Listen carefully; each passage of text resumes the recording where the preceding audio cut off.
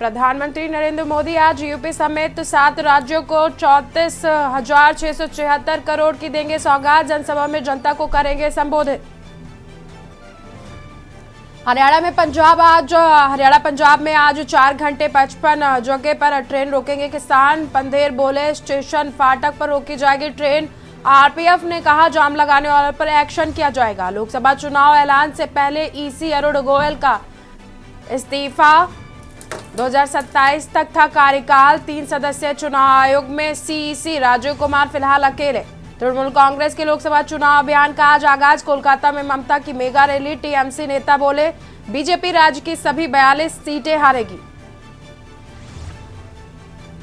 शरद पवार ने पहले कैंडिडेट का नाम किया घोषित। सुप्रिया सुले बारामती से चुनाव लड़ेंगी। यही अजीत की पत्नी भी चुनाव लड़ने की अटकलें तेज।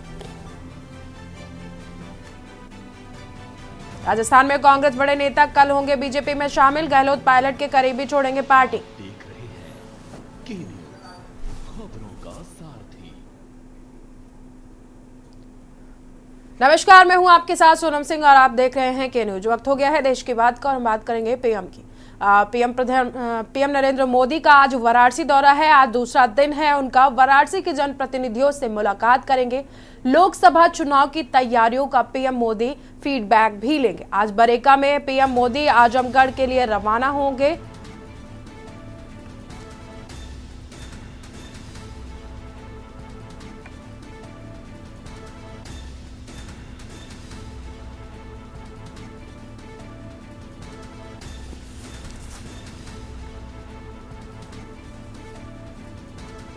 लोकसभा चुनाव की तैयारियों का पीएम फीडबैक लेंगे। आज बरेका से पीएम मोदी आजमगढ़ के लिए रवाना होंगे।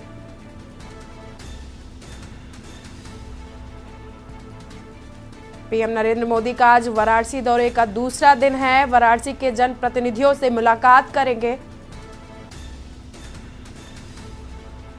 लोकसभा चुनाव की तैयारियों का पीएम फीडबैक भी लेंगे।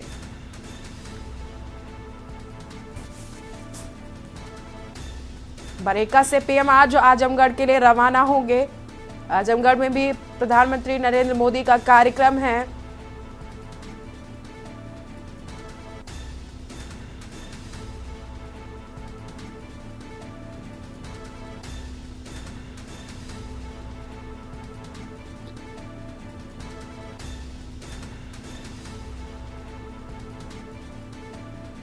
वाराणसी से खबर आपको बता रहे हैं, प्रधानमंत्री नरेंद्र मोदी के दौरे का आज दूसरा दिन है। वाराणसी के जनप्रतिनिधियों से मुलाकात करेंगे प्रधानमंत्री। लोकसभा चुनाव की तैयारियों का पीएम फीडबैक भी लेंगे।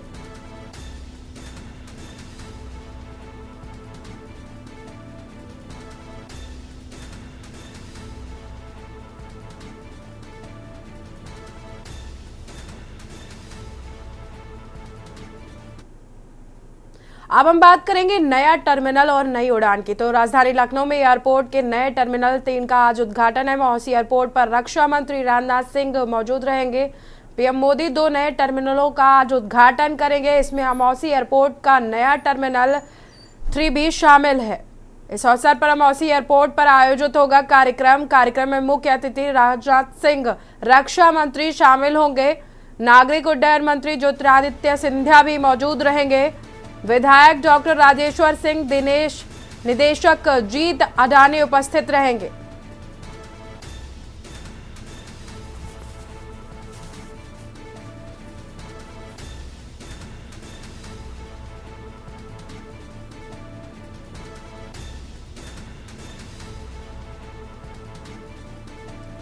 राजधानी लखनऊ में एयरपोर्ट के नए टर्मिनल का आज उद्घाटन किया जाएगा।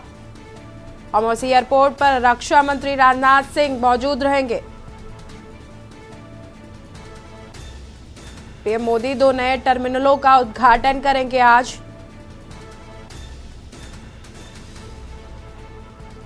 मौसी एयरपोर्ट पर नए टर्मिनल का आज उद्घाटन किया जाएगा। इस अवसर पर मौसी एयरपोर्ट पर कार्यक्रम आयोजित किया जाएगा। कार्यक्रम में मुख्य अतिथि रक्षा मंत्री राजनाथ सिंह होंगे। नागरिक उड्डयन मंत्री ज्योतिरादित्य सिंधिया भी मौजूद रहेंगे। विधायक डॉक्टर राजेश्वर सिंह, निदेशक जीत अडानी उपस्थित रहेंगे कार्यक्रम के दौरान।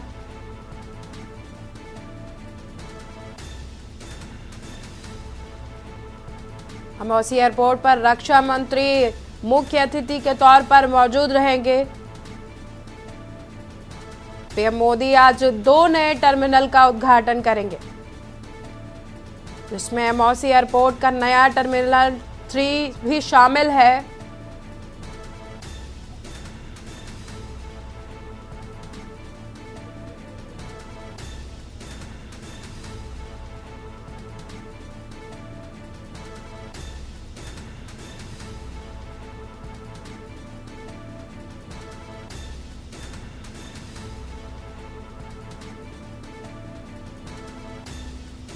राजधानी लखनऊ से खबर आपको बता रहे हैं, एयरपोर्ट के नए टर्मिनल का आज उद्घाटन किया जाएगा। अमौसी एयरपोर्ट पर रक्षा मंत्री राजनाथ सिंह मौजूद रहेंगे।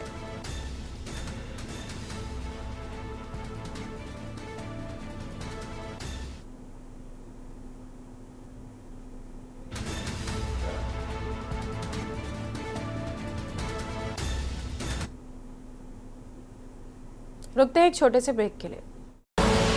आप देख रहे हैं के न्यूज, खबरों का सारथी। ब्रेक के बाद स्वागत है आप सभी का। रुक करते हैं खबरों का। पीएम नरेंद्र मोदी आज जो आजमगढ़ जाएंगे, वहां पर बड़ी सौगात देंगे। सुबह 11:50 पर आजमगढ़ पहुंचेंगे पीएम नरेंद्र मोदी। प्रधानमंत्री मोदी मंदुरी एयरपोर्ट का लोकार्पण करेंगे। सुहेलदेव यूनिवर्सिटी का लोकार्पण करेंगे पीएम मोदी। आजमगढ़ से कई हवाई अड्डों का लोकार्पण, शिलान्यास। आजमगढ़ एयरपोर्ट समेत देश के 14 एयरपोर्टों का शुभारंभ किया जाएगा। पीएम 8 राज्यों को देंगे 782 परियोजनाओं की सौगात। करोड़ों की परियोजनाओं का लोकार्पण और शिलान्यास करेंगे प्रधानमंत्री नरेंद्र मोदी। पीएम मोदी एक विशाल जनसभा को भी संबोधित करेंगे। हमारे साथ इसी खबर पर जुड़ चुके हैं कौशलेंद्र उपाध्याय। ज्यादा जानकारी के लिए कौशलेंद्र, आज प्रधानमंत्री नरेंद्र मोदी का आजमगढ़ दौरा है और वहां से कई एयरपोर्ट का लोकार्पण और शिलान्यास करेंगे, जिसमें राजधानी लखनऊ का टर्मिनल 3 भी शामिल है। क्या कुछ जानकारी है?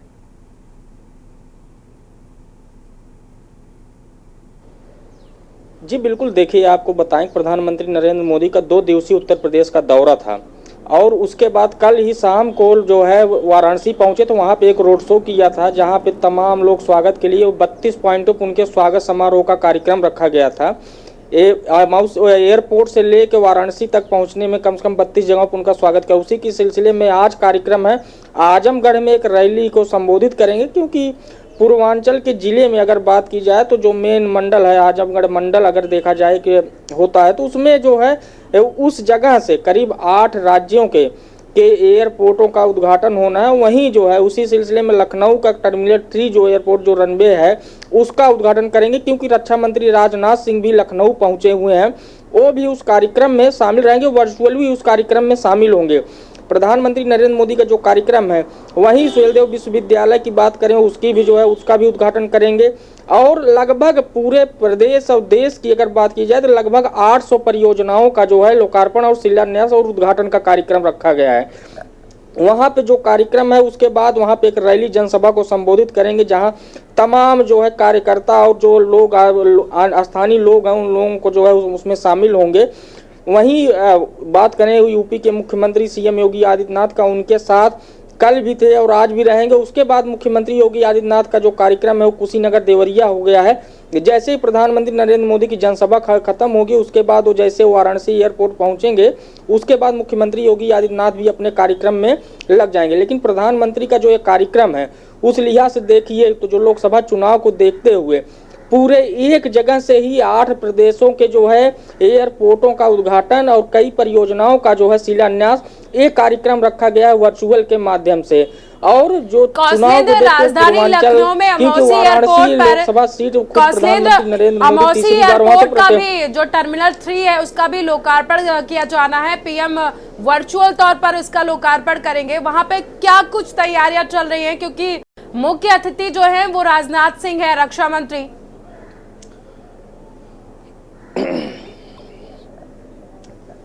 जी बिल्कुल, देखिए आपको बताएं कि क्योंकि वाराणसी बात करें अगर जो है लखनऊ की टर्मिनल जो एयरपोर्ट के टर्मिनल 3 की बात की जा रही है, तो आपको बताएं कि इसका कार्यक्रम जो है करीब एक हफ्ते पहले आ चुका था। और राजनाथ सिंह, क्योंकि लखनऊ से राजनाथ सिंह सांसद हैं और रक्षा मंत्री हैं, तो कल ही लखनऊ राजधानी पहुंच चुके थे।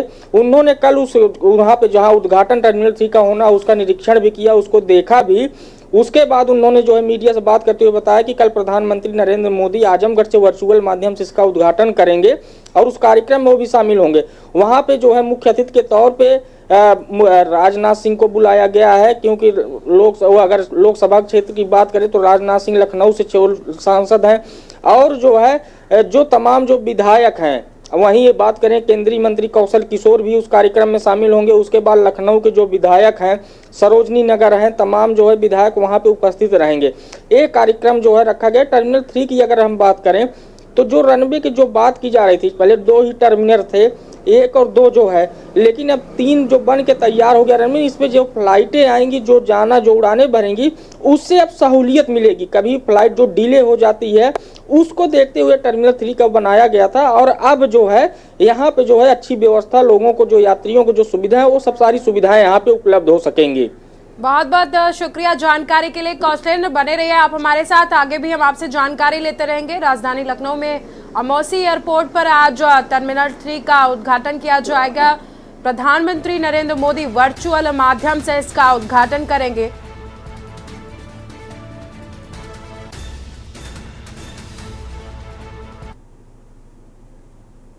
वक्त हो गया एक छोटे से ब्रेक का। आप देख रहे हैं के न्यूज, खबरों का सारथी। के बाद स्वागत है। और इसी बीच जौनपुर से खबर सामने आ रही है, जहां पर एक सड़क हादसे में 6 लोगों की मौत हो गई है। कार में जोरदार टक्कर की वजह से 6 लोगों की मौत हुई है। ट्रक और कार की भीषण टक्कर हुई थी, जिसके बाद 6 लोगों की मौत हुई है। 3 लोगों की हालत नाजुक बताई जा रही है। वाराणसी रेफर किया गया है। कार और ट्रक की भीषण टक्कर में 6 लोगों की मौत हुई है। जौनपुर से खबर आपको बता रहे हैं। सड़क हादसे में 6 लोगों की मौत हुई है, 3 लोगों की हालत गंभीर है। वाराणसी रेफर किया गया है। लाइन बाजार और गौरा बादशाहपुर के बॉर्डर के पास ये सड़क हादसा हुआ है।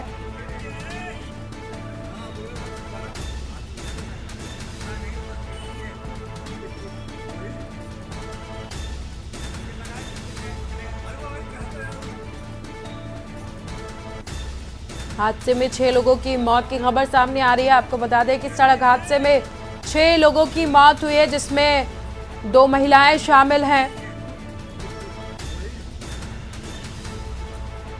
सीतामढ़ी से प्रयागराज जा रहे थे कार सवार।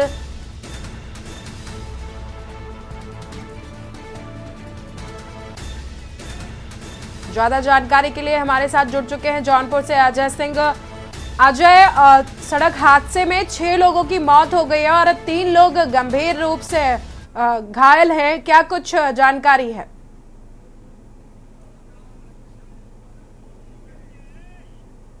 क्षेत्र पे है, हम आपको घटनास्थल पर है और घटनास्थल पर दिखाना चाहेंगे कि ये आप देखिए बैरिकेडिंग को तोड़ते हुए जो है ट्रक और कार में जो है जोरदार भिड़ंत होती है और पूरे जिसमें 9 लोग सवार रहते हैं और 9 लोगों के सवार और जिसमें 6 लोगों के मौके पे ही दर्दनाक मौत हो जाती है। वही जो है एक महिला और 2 बच्चों को जो है बीएचयू ट्रामा सेंटर में रेफर कर दिया जाता है। वही मौके पर आला अधिकारी भी यहाँ पहुंचे थे, सीओ केराकर भी थी, मैंने उनसे बात किया, उन्होंने पूरा मामले को बताया। वो सीतामढ़ी से जो है प्रयागराज शादी कार्यक्रम में जा रहे थे और उसी दौरान जो है प्रसाद तिराहे पर ट्रक और कार में जोरदार भिड़ंत होती है, जिसमें मौके पर ही 6 लोगों की मौत हो जाती है, बाकी 3 लोग गंभीर रूप से घायल होते हैं। जी, जिस तरह से सड़क हादसा हुआ उसके बाद में वहां पर जो ट्रक सवार था, जो ट्रक चालक था, वो उसको भी चोटें आई हैं या फिर सिर्फ कार सवार जो लोग थे उनको ही गंभीर रूप से चोटें आई हैं और उनकी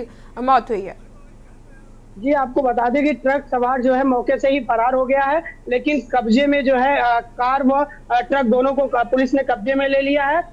मुकदमा भी पंजीकृत करके विधिक कार्रवाई भी कर रही है। वहीं मुख्यमंत्री योगी आदित्यनाथ ने पूरे घटनाक्रम पर, दुर्घटना पर में शोक व्यक्त किया है और अधिकारियों को निर्देश दिए हैं कि मौके पर जाकर के व्यवस्था को उचित इलाज दिलाए। जी, बहुत बहुत शुक्रिया आपका हमारे साथ जुड़ने के लिए, अपनी जानकारी को दर्शकों तक पहुंचाने के लिए। अजय, जौनपुर में सड़क हादसे में 6 लोगों की मौत हुई है, 3 लोग गंभीर रूप से घायल हैं जिन्हें वाराणसी रेफर किया गया है। लाइन बाजार थाना क्षेत्र में यह हादसा हुआ है। जौनपुर से खबर आपको बता रहे हैं। ट्रक ने कार को जोरदार टक्कर मारी है, कार के परखच्चे उड़ गए हैं। सड़क हादसे में 6 लोगों की मौत हुई है, 3 लोग गंभीर रूप से घायल हैं। घायलों में 2 बच्चे, 1 महिला शामिल है।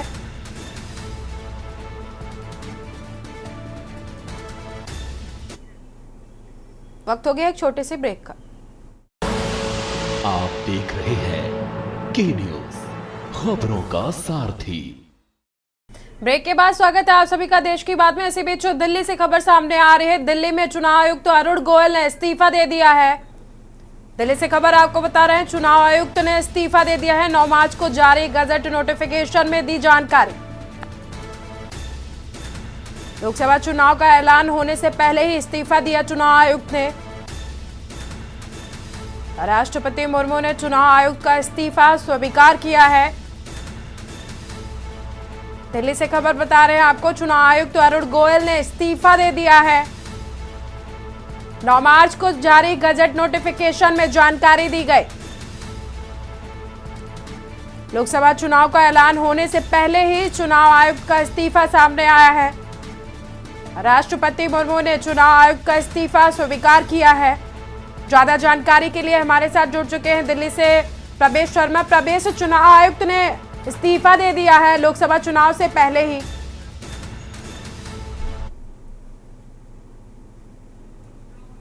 आयुक्त अरुण गोयल ने इस्तीफा दे दिया है, जबकि उनका कार्यकाल अभी दिसंबर 2027 तक के लिए बकाया था, लेकिन उससे पहले इस्तीफा दे दिया। सवाल यह निशान उठ रहे हैं कि उन्होंने ऐसा क्यों किया, लेकिन इसकी वजह जो है अभी तक साफ नहीं हो पाई है। सबसे बड़ी बात यह है कि केंद्रीय विधि एवं न्याय मंत्रालय की ओर से अधिसूचना जारी कर दी गई है कि उनका इस्तीफा स्वीकार कर लिया गया है। राष्ट्रपति के द्वारा उनको जो है तत्काल प्रभाव से जो है उन्हें इस्तीफा ले लिया है। लेकिन सबसे बड़ी बात यह है कि गोयल जो इस्तीफा देकर गए हैं उसमें अपने आप में एक सवाल खड़ा हो रहा है। जी प्रवेश, जिस तरह से इनका इस्तीफा सामने आया है और कहा जा रहा था कि 15 मार्च के बाद में जो है आचार संहिता लग जाएगी चुनाव को लेकर के, तो क्या लग रहा है कि अब नए चुनाव आयुक्त की नियुक्ति की जाएगी, उसके बाद में चुनाव कराए जाएंगे?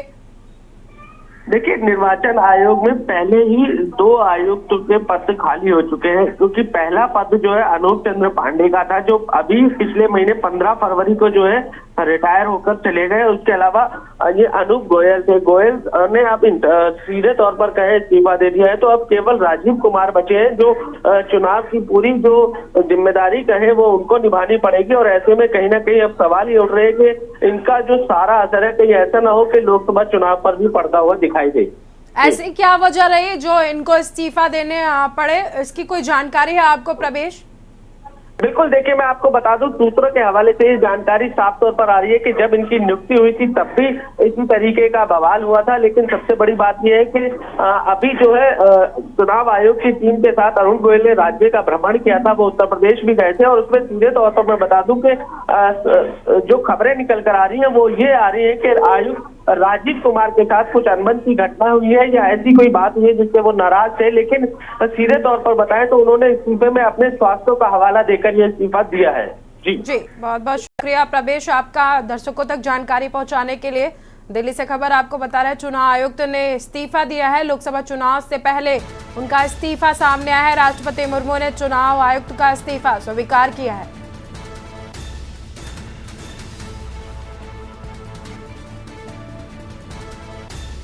मार्च को जारी गजट नोटिफिकेशन में इसकी जानकारी दी गई। लोकसभा चुनाव का ऐलान होने से पहले ही चुनाव आयुक्त ने इस्तीफा सौंपा है।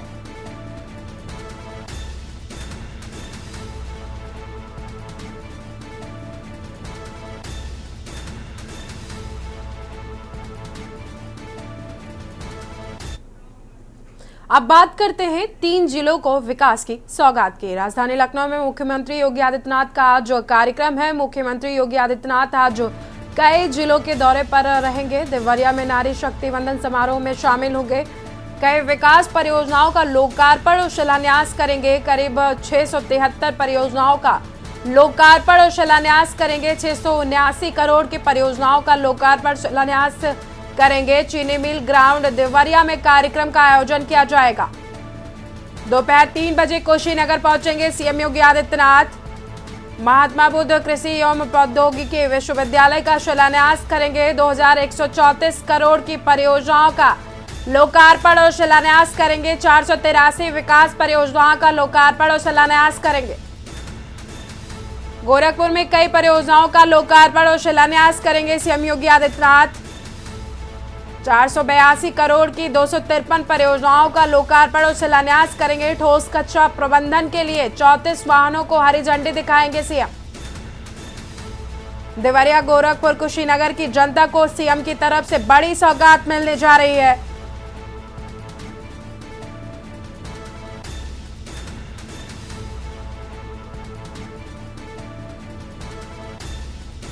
ठोस कचरा प्रबंधन के लिए 34 वाहनों को सीएम हरी झंडी दिखाएंगे।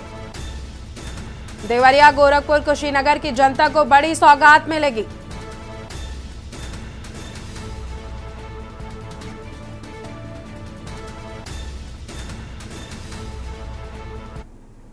इसी बीच खबर सामने आ रही है राजधानी लखनऊ से, जहां पर एमएलसी सीटों के लिए नामांकन किया जा रहा है। रुक कर लेते हैं। आपको बता दें कि एमएलसी सीटों के लिए नामांकन किया जा रहा है। एमएलसी की रिक्त 13 सीटों के लिए नामांकन किया जा रहा है। 13 सीटों के लिए 11 मार्च नामांकन का आखिरी दिन है। उत्तर प्रदेश विधान परिषद की रिक्त 13 सीटों के लिए आज नामांकन किया जा रहा है।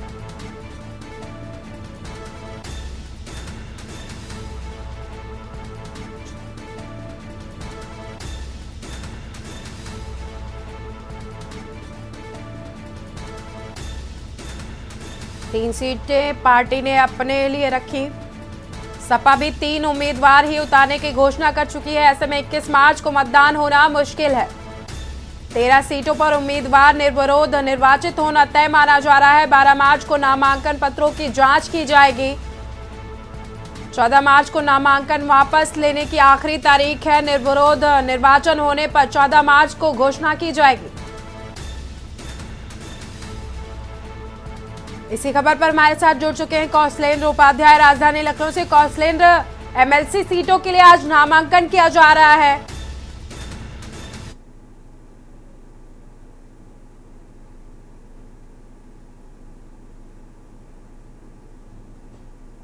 कौशलेंद्र, उत्तर प्रदेश के रिक्त 13 सीटों के लिए जो एमएलसी की 13 सीटें हैं उनके लिए आज नामांकन किया जा रहा है, क्या कुछ जानकारी है?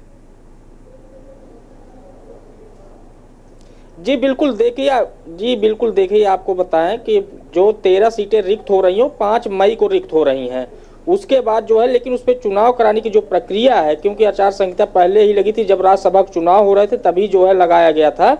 तो उन्होंने कहा था कि इसी बीच जो रिक्त सीटें हो रही हैं उनका भी चुनाव करा लिया जाए। तो उन्होंने मार्च में डेट निर्धारित की कि 21 मार्च को इसका चुनाव होगा। 11 मार्च यानी कल तक अंतिम तिथि है कि जो नामांकन होना है एमएलसी प्रत्याशियों का। टोटल 13 सीटों में जिसमें 10 सीटें भारतीय जनता पार्टी के खाते में और 3 सीटें जो है समाजवादी पार्टी के खाते में थी। समाजवादी पार्टी ने अपने 3 सीटों पर घोषणा करने जा रही है। और वहीं अगर भारतीय जनता पार्टी की बात करें तो भारतीय जनता पार्टी ने अपने 7 प्रत्याशियों की कल घोषणा कर चुकी है। 1 सीट आरएलडी जो एनडीए के घटक दल में शामिल हुए हैं उनको दी गई है। 1 सीट क्योंकि अपना दल यस के जो अनुप्रिया पटेल के पति हैं आशीष पटेल जो कैबिनेट मंत्री हैं यूपी सरकार में, वो भी एमएलसी थे, तो उनको 1 सीट मिलने जा रही है। 1 सीट बची हुई है, उस पर अभी ये स्थिति बनी हुई कि भारतीय जनता पार्टी अपने खाते में लेती है या सुहेलदेव समाज पार्टी जो ओपी राजभर पूर्वांचल में जाके आलाप गा रहे हैं कि एक एमएलसी बनाना है हमें मिली है, तो उस पर उनको मिलेगा। ये सब चीजें अगर देखा जाए सबके इतर कौशलेंद्र सबसे बड़ा सवाल यही है, इन सबके इतर सबसे बड़ा सवाल यही है कौशलेंद्र की राजभर जिस तरह से जा करके जनसभाएं कर रहे हैं और वहां पर कह रहे हैं कि बीजेपी की तरफ से हमें ऑफर मिला है कि अपना एमएलसी बनाए, क्या वाकई में यह है?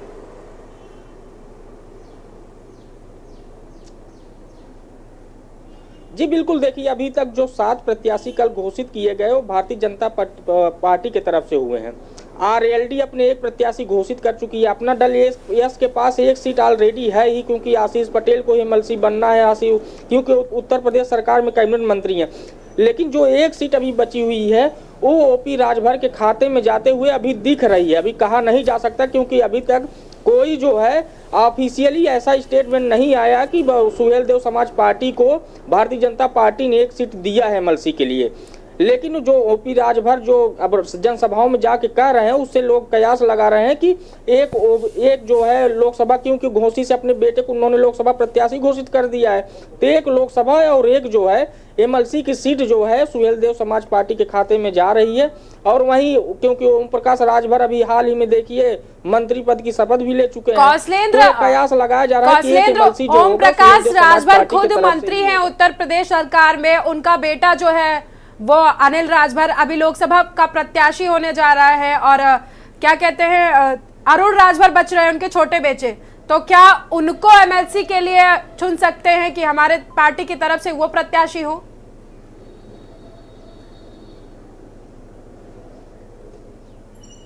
देखिए क्योंकि अभी तक जो चीजें सामने आई हैं, चाहे 2017 में जब इलेक्शन हुआ था तो खुद वे मंत्री बने ही थे, उसके बाद अपने बेटे को भी जो है राज्य मंत्री की दर्जा दिलवा दिए थे। जो चीज़ें थी इनके परिवार के इर्द गिर्द ही घूमती रही, तो कयास से जरूर लगाए जा रहे हैं कि जो इनके बेटे अभी खाली बैठे हुए हैं हो सकता है कि एमएलसी जो है सीट उनको मिल जाए। हालांकि जो मंच पे जो उन्होंने ओम प्रकाश राजभर ने कहा है कि हमको 20 लोगों का नाम भेजना है भारतीय जनता पार्टी के लिए, वो भी जो हमारे लिए काम कर रहा होगा हम उनका नाम भेजेंगे हम। और उन्होंने कहा है कि भारतीय जनता पार्टी के जो है वो गृह मंत्री अमित शाह ने कहा है कि 1 सीट हम जो है एमएलसी बनाएंगे। वफादारों की बात करी है अपने जनसभा में, राजभर ने वफादारों की बात करी है कौशलेंद्र जी, पार्टी के वफादारों की बात करी है राजभर ने कि जो हमारे पार्टी के वफादार हैं, इसीलिए कह रहे हैं कि अगर जो जी देखिए वफादार की बात तो की जाए, जो कार्यकर्ता वफादार होते ही हैं, लेकिन जो है बात जहाँ पे हो रही है बेटे से ज्यादा वफादार हैं क्या कौशलेंद्र जी? बेटे से ज्यादा वफादार हैं कार्यकर्ता? कर रहा है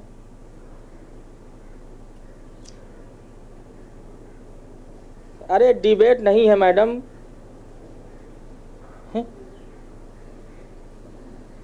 जी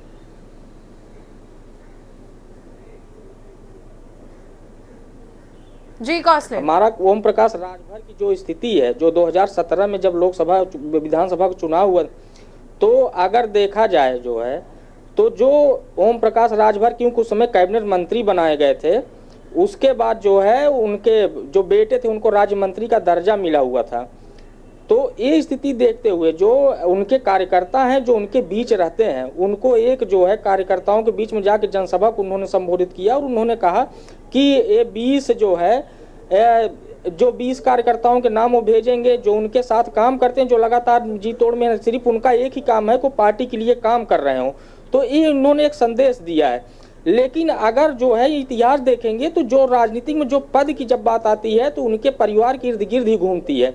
इसलिए कयास लगाए जा रहे हैं कि जो इनके बेटे अभी हैं हो सकता है कि उनको ही एमएलसी का प्रत्याशी न बना दिया जाए। जी, बहुत बहुत शुक्रिया आपका हमारे साथ जुड़ने के लिए, अपनी जानकारी को दर्शकों तक पहुंचाने के लिए कौशलेंद्र। निर्विरोध निर्वाचन होने पर 14 मार्च को घोषणा की जाएगी।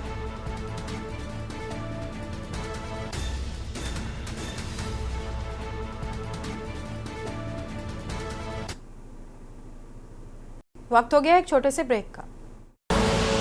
आप देख रहे हैं के न्यूज, खबरों का।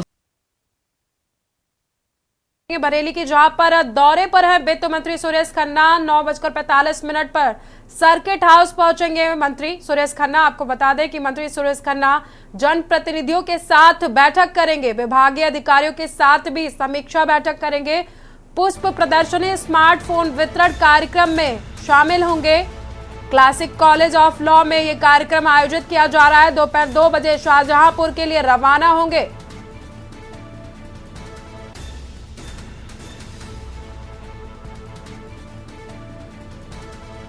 पुष्प प्रदर्शनी, स्मार्टफोन वितरण कार्यक्रम में हिस्सा लेंगे। क्लासिक कॉलेज ऑफ लॉ में यह कार्यक्रम आयोजित किया जा रहा है। दोपहर 2 बजे शाहजहांपुर के लिए रवाना होंगे वित्त मंत्री सुरेश खन्ना। बरेली के दौरे पर हैं वित्त मंत्री सुरेश खन्ना। 9:45 पर सर्किट हाउस पहुंचेंगे सुरेश खन्ना। मंत्री जनप्रतिनिधियों के साथ बैठक करेंगे।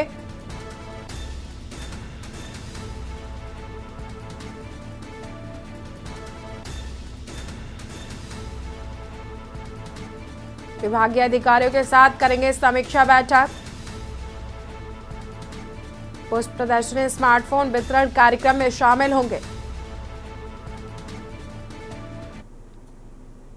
अगली खबर प्रयागराज से है, जहां पर कानून व्यवस्था को लेकर डीसीपी का बयान सामने आया है। डीसीपी यमुनानगर श्रद्धा नरेंद्र पांडे का बयान सामने आया है। यमुनानगर के सभी प्रभारी को आदेश दिया गया है, संवेदनशील क्षेत्रों में पुलिस की बढ़ाई जाएगी गश्त। अपराध और अपराधियों पर कार्यवाही का आदेश जारी किया गया है। लापरवाह थाना प्रभारी पर कठोर कार्रवाई की जाएगी। चेकिंग के तहत अपराधियों की पहचान की जाएगी। यमुनानगर के एक लापरवाह एसीपी से डीसीपी नाराज हैं।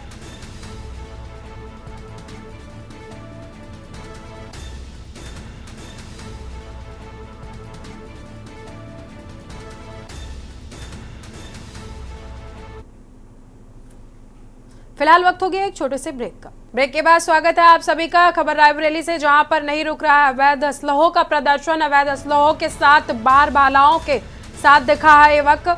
मामले का पूरा वीडियो सोशल मीडिया पर वायरल हो रहा है। वायरल वीडियो के आधार पर पुलिस जांच में जुटी। वैवाहिक कार्यक्रम का बताया जा रहा है वीडियो। सलोन कोतवाली क्षेत्र का पूरा मामला बताया जा रहा है।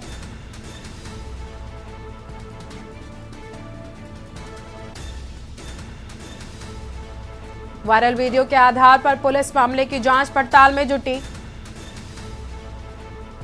वैवाहिक कार्यक्रम का बताया जा रहा है वीडियो। सलोन कोतवाली क्षेत्र का पूरा मामला बताया जा रहा है। रायबरेली से खबर बता रहे हैं आपको, नहीं रुक रहा है अवैध असलहों का प्रदर्शन।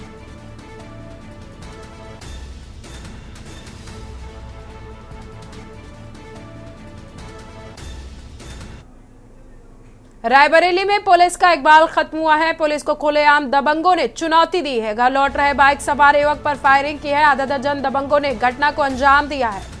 युवक को सीएचसी से जिला अस्पताल में रेफर किया गया है। गदागंज थाने की सुस्ती से अपराध का ग्राफ बढ़ा है। घटना के बाद पुलिस जांच पड़ताल में जुटी। सरदारगंज मोड़ के पास की बताई जा रही है घटना।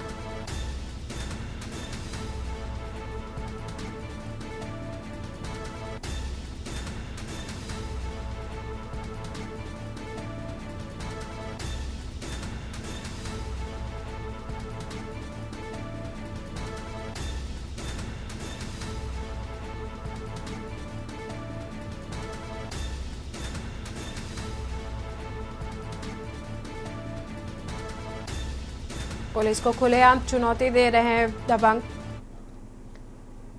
अगली खबर बहराइच से, जहां पर थाना हरदे इलाके में भेड़िए का कहर देखने को मिला है। शौच करने गई बच्ची पर भेड़िए ने हमला किया है। भेड़िए ने बच्ची के पैर को बुरी तरह से नोचा है। मासूम ने काफी देर तक भेड़िए से संघर्ष किया। ग्रामीणों का शोर सुनकर जंगल की ओर भागा भेड़िया। घायल बच्ची को जिला अस्पताल में इलाज के लिए भर्ती कराया गया है। थाना हरदी क्षेत्र के औराही गांव की बताई जा रही है घटना।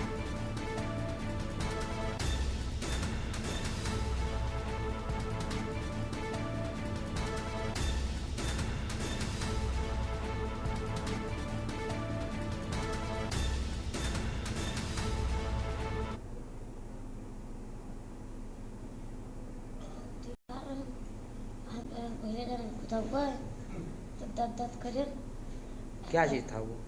तक देखे के बुलाइया ना चित्ते करे वो जल रहा है नान के रहा है बहन। अच्छा, कितनी देर तक तुम उससे संघर्ष करती रही? कितनी देर तक लड़ती रही उससे? आधा घंटा तक लग जाए। वो सोच के लिए गई थी बाहर खेत में, तो उसके ऊपर जंगली जानवर ने हमला किया। 5-10 मिनट तक उसने जो है संघर्ष। फिलहाल इस बुलेटिन में इतना ही। आगे के लिए देखते रहिए के न्यूज। आप देख रहे हैं के न्यूज, खबरों का सार।